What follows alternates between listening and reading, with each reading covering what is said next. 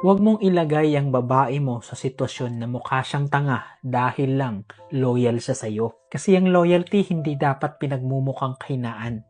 Kasi habang siya pinipili ka, pinagtatanggol ka, pinaglalaban ka, ikaw naman nilalagay mo siya sa alanganin.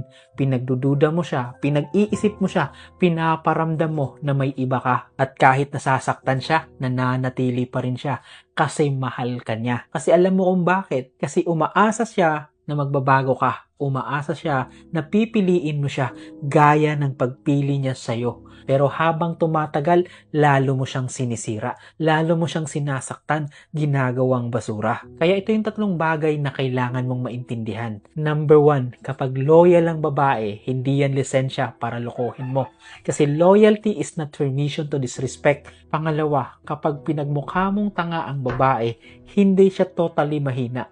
Mahal ka lang talaga niya. Kasi she's not stupid. She choose you. Pinili ka niya. At pangatlo, kapag napagod ang babaeng loyal, wala nang babalik. Kasi once loyalty breaks, it's never return the same. Kaya, ingatan mo sana. Kasi kadalasan ito ang hindi mo naiintindihan.